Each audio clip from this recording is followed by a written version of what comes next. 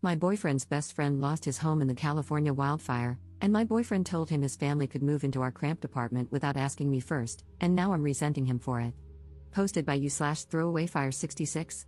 First, I just want to preface this by saying that I am fully willing to support their family through tangible means like buying them food, supplies, furniture, etc. I just don't think our apartment is a viable option. My boyfriend, 21M, and I, 21F, live in a 2-bedroom, 1-bathroom apartment in a very expensive area. Rent is around $3,000 per month, and we're both stressed out college students. This guy, 22M, has been best friends with my boyfriend since high school, and they regularly keep in touch and drive to see each other. My boyfriend and I live in NorCal, while they live further south. The friend has not been in a good financial situation for the last 2 years. He dropped out of community college after he got a girl pregnant, and they ended up getting married after she gave birth. She is now 7 months pregnant with their second child. My boyfriend and I usually go down to visit them together, and we always pay for meals, and I always try to buy a couple of toys for their 2-year-old. We have been in contact with them since last night. They were able to safely evacuate and bring some essentials, including their car, but their house has burned down. My heart aches for their family, and I really want to help them by transferring money or even calling some of my friends who live in SoCal to see if they are willing to take them in. But during a FaceTime call this morning, my boyfriend immediately, without any hesitation or asking me, offered up our small apartment to them. They were very thankful and initially said it would be too much for us, but my boyfriend insisted, and they graciously accepted in the end. I was in the background, barely silent the entire time. After my boyfriend hung up, I asked him why he extended the offer without even asking me, and he acted shocked and said that he thought I would 100% support his decision. I told him that I would have in any other living situation, but we are 2 poor college students, living in a small apartment in an expensive area, and it is definitely going to be more than difficult to accommodate his friend, his pregnant wife, and their toddler. My boyfriend said that I was being a bit selfish and that they just lost their house and that I should be more understanding and sympathetic. And don't get me wrong, I agree that I'm being selfish, but I am also being reasonable and trying to think rationally. I may be a bit biased since I am in the middle of preparing for the MCAT, which I'm taking in January, and I really need to do well on it, and dear God, it is not an easy test. My boyfriend and I are both in very stressful majors that require a ton of work and studying, and on top of that, we both work part-time. I feel like I'm already so stressed out right now with school, work, and everything. I look forward to the quiet time in our apartment that we get to spend. I digress, but I can't help but think of how this changes everything. Of course, this is probably temporary, even though my boyfriend said they could stay as long as they need to, but right now is really not the time. My boyfriend and I argued over this for an hour, and I ended up just heading out for the day. My boyfriend is sticking to his plan, and he texted me saying that he's sorry and that he knows it'll be hard, but to remember we're doing a good thing and supporting our friends in a time of crisis. I couldn't help but think that it was really his friend and not ours, but I might just be being bitter. They are planning to drive up tomorrow morning. I'm just so worried, stressed, and my anxiety is through the roof. I came home around 2 hours ago and noticed that my boyfriend has already set up a mattress in our second bedroom, which is our office/work area, and set up the couch. I burst into tears and almost had a panic attack. I just don't know how to deal with toddlers, and I also don't know how to support and take care of a pregnant woman. My boyfriend comforted me, but I can't help but feel a bit resentful right now. He agreed to this without asking me, and I can't fight back now. I would seem like such a horrible person. I'm still crying in our room as I'm typing this, and my boyfriend went out to stock up on groceries. God, I don't know what to do, and I feel so panicky. What can I do at this point, Reddit? I'm at a complete loss. Additional info from Op regarding her feelings about the best friend's family. To be very honest, I'm not the biggest fan of their family. From what I could tell from visiting them with my boyfriend, they do not have their act together. When we visited them around 3 months ago, the wife regularly went out and partied while pregnant, and their toddler is extremely misbehaved. While I was there last time, I had to help change the toddler's diaper while the wife was out partying, and my boyfriend and his friend were playing video games.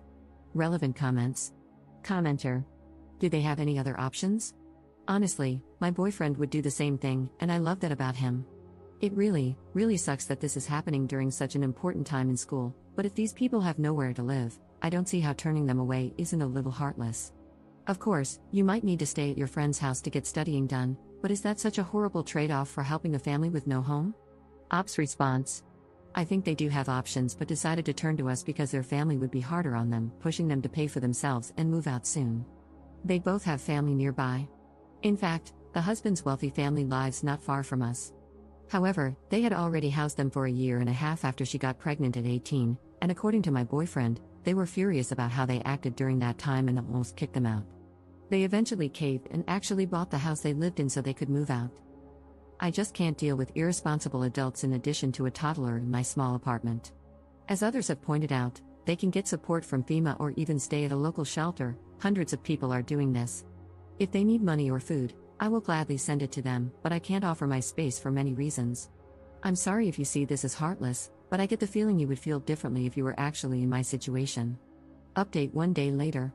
Never thought I'd be updating so fast, but everything was resolved during one of the most hectic and stressful nights of my life. Shout out to all my supporters out there, you guys made my day yesterday.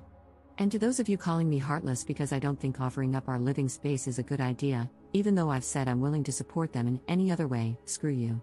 The pregnant wife, husband, and toddler arrived at our apartment last night around 9:30 p.m.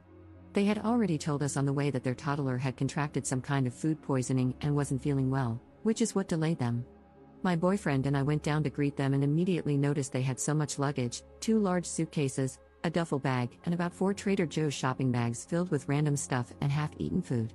Cool, that was going to be fun to lug up the stairs. So, my boyfriend and the husband started bringing up their stuff, while I stayed back and half-carried the pregnant wife up the stairs because she felt too tired and nauseous.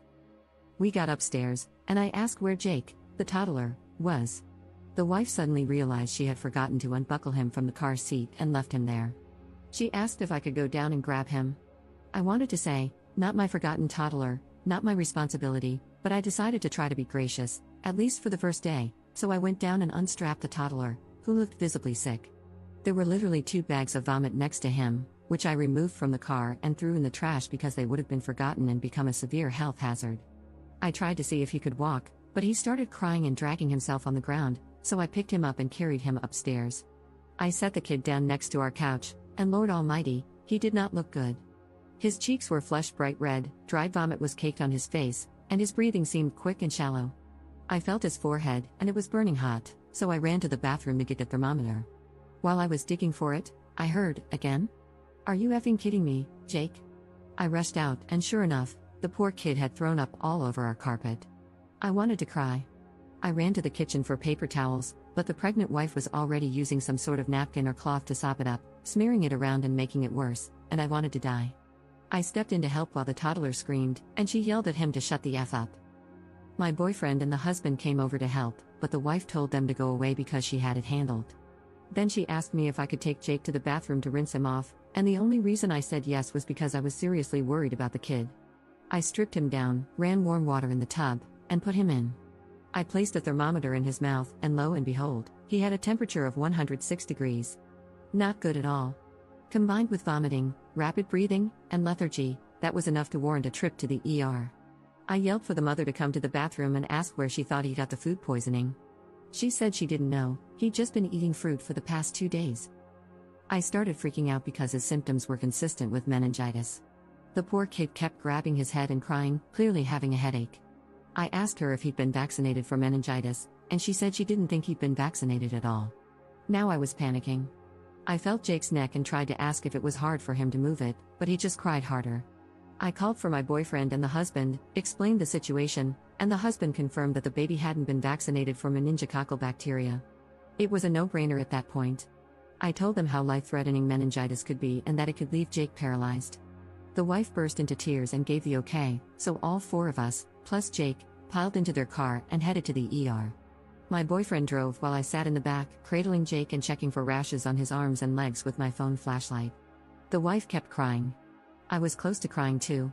We finally got to the ER, and I told them there was a 2-year-old with symptoms, blah blah blah, who hadn't been vaccinated for meningitis, and we suspected he had it. They immediately brought him in and asked if I was the parent. I said no and pointed to the wife, who was trailing behind me in tears. They brought her in with Jake and told me to wait in the lobby. That was the first time I actually breathed. 5 minutes later, the husband and my boyfriend rushed in. I told the husband to talk to the staff so he could be brought in too. He did, and my boyfriend came over to hug me, and I just lost it, bawling into his chest. He kept apologizing, saying it was all his fault. I was still crying when he called an Uber for me, insisting I go home and rest while he handled the rest. I was too exhausted to argue, so I got home around midnight, brushed my teeth, and crashed after getting a text saying Jake was stable on antibiotics and waiting on blood tests and cultures. I woke up around 10 a.m. the next morning, and the apartment was eerily quiet. My boyfriend wasn't in bed. I wandered into the living area and found him asleep on the couch, no luggage, no pregnant wife in sight. I nudged him awake, and he told me everything. Jake was in the ICU, and my boyfriend had managed to get a nearby hotel for the family at half price after explaining what had happened.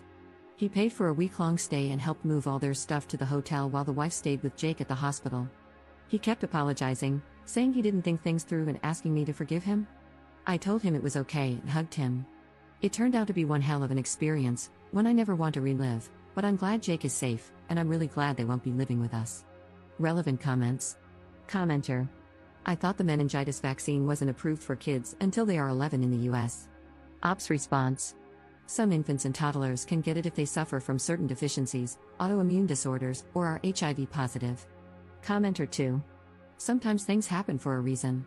It seems like this happened to you so you could save a life. A bad experience for you, but good for the kid. Ops response. Yes, I'm thankful that I was able to catch a few of his symptoms. I'm no doctor by any means, but meningitis is an incredibly scary infection. I'm glad I urged them to go to the ER. However, I must say, I lost a lot more respect for the family from this experience. Adds some final words to commenters. Some key points that people keep missing. The pregnant wife, husband, and toddler chose to drive over 600 miles to live in our 2-bedroom, 1-bathroom home instead of staying with the husband's wealthy family, only around 200 miles away, who also paid for their house and housed them for 2 years. I have my suspicions as to why this is the case, but you can make your own judgments. Finally, the pregnant wife's behavior is no different than usual. I've been to their house multiple times and can confirm that she curses at her child, drinks while pregnant, and is unable to adequately care for the child.